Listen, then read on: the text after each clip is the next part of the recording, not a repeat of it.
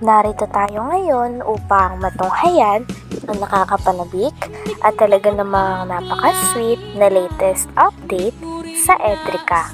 Oh, my angel, angel, baby, angel. Mr. Cupido, ako na may tulungan mo.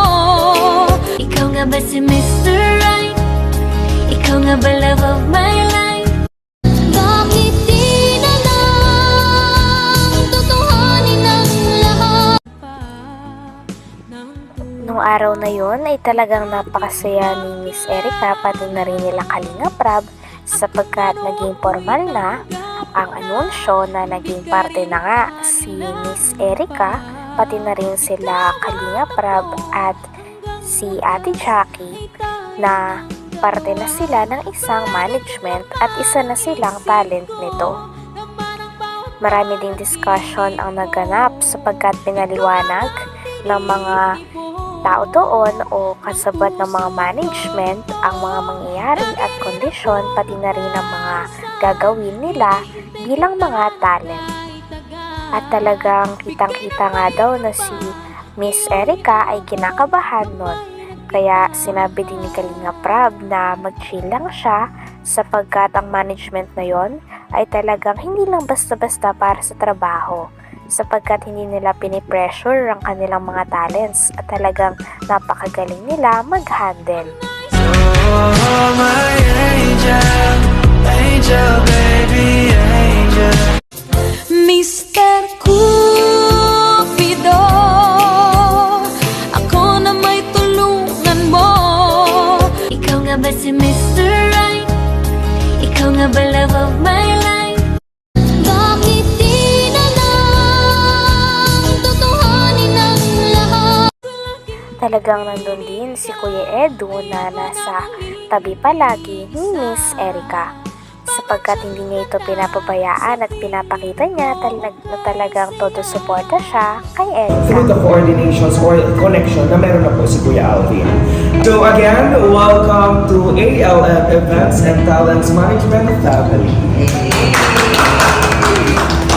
Hindi na po tayo, hindi po ito playground or it's not just the management for a business, but a family business. Partners po tayo dito. Hindi ito employee to employer. Akala ko before, at ang mga sinasabi ng mga tao, ay mga pagwapo lang yan, mga paganda, pero it's not that. Kasi pag nakilala niyo po yung bawat talent, na akala ko mga may kaya lang yung part po ng management, pero hindi. Parang majority of the talents po ay breadwinners. Ako din po talaga simula first year ako nagpapaaral sa sarili ko. Pero simula ko nag-start ako dito sa management, yung hindi ko ina-expect na makikita ko, na kinikita, mas more than that, sa kinikita ng regular employee sa iba't ibang company. Grabe, kasi nakapag-build na po ako ng meron po akong 2-3 lifestyle as well as nagkaroon po ako ng L3.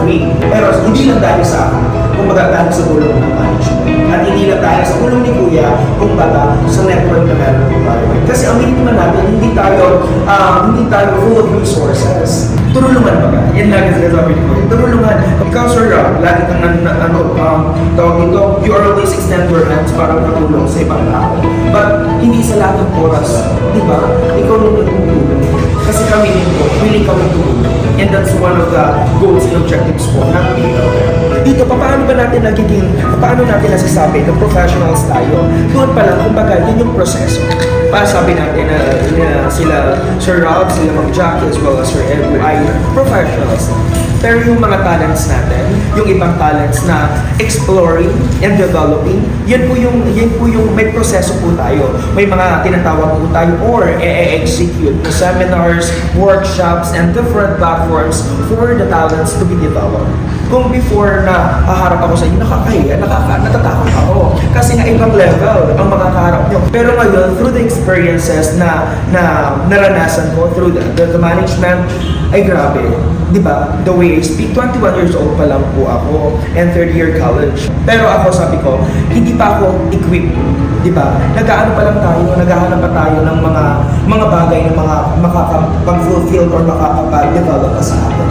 Ikaw, Sir, hindi ko naman nasabi na buhay na ako, kaya mo ba umarap sa madaming tao na ang sasabihin mo is mga ganitong sitwasyon, masasabi mo ko. Yung pagkakaibigan, kapag di ka pwede, di ka tatakutin, di ka anuhin, di ka pe-pressure, parang ganun. So, maganda.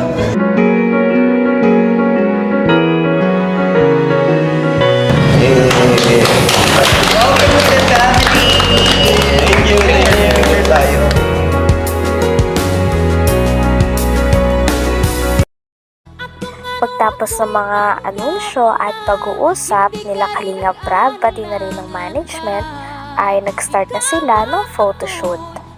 Una namang pinicturean si Kalingap Rab, sunod ang kanyang asawa at sunod si Miss Erica na.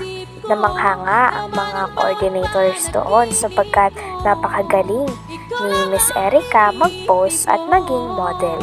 Pagtapos naman mapicturean ni Miss Erica ay sumama naman si Kuya Edu. Talagang sobrang kinilig ang mga tao doon sapagkat napaka-sweet ng mga pose nilang dalawa. Tinuturuan din sila doon ng mga pose na dapat nilang gawin sa pictures at talagang bagay na bagay talaga kay Kuya Edu pati kay Miss Erica ang mga pose pati na rin ang pagiging model. Sabi nga nila ay parang professional na daw talaga ang dalawa at hindi mahalata na baguhan lamang sila sa industriya ngayon. Sa huli naman ay in-interview muli ni Kalingap Rab si Miss Erica at nagpasalamat naman ito sa oportunidad na binigay sa kanya ni Kalingap Rab pati na rin ng management na kanila na ngayong pinabibilangan.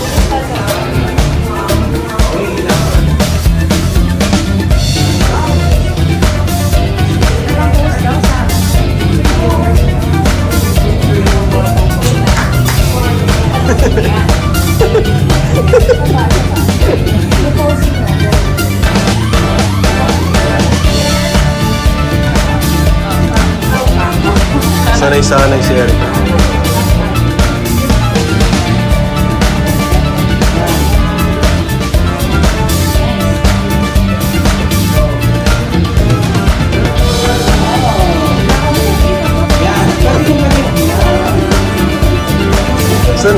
Sanay.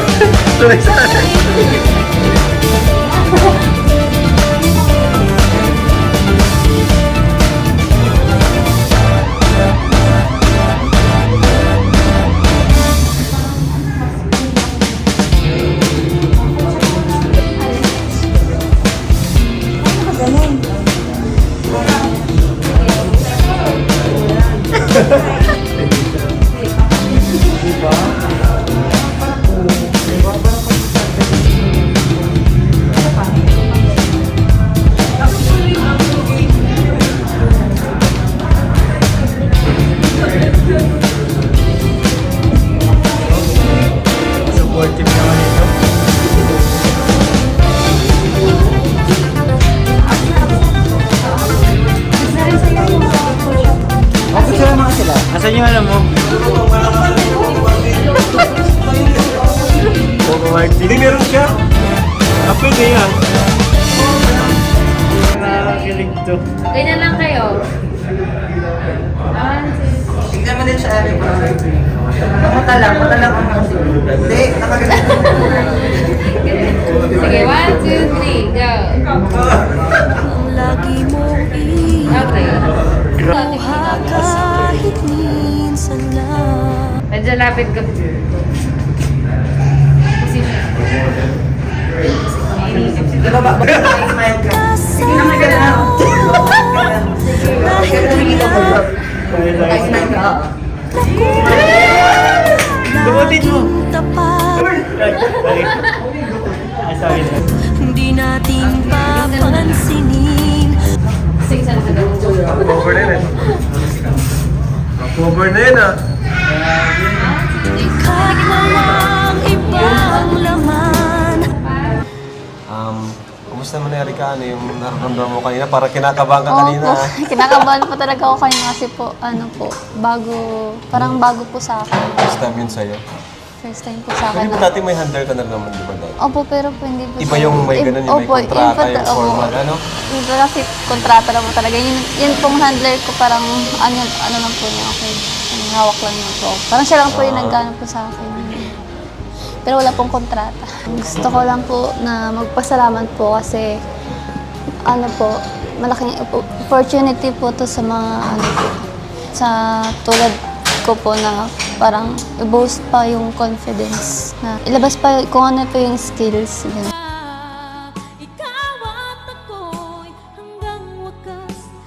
Hanggang dito na lamang muna ang ating nakakakilig at talaga namang napaka-sweet na latest update sa Edrica. Maraming salamat sa inyong panonood. Hanggang sa muli. Bye!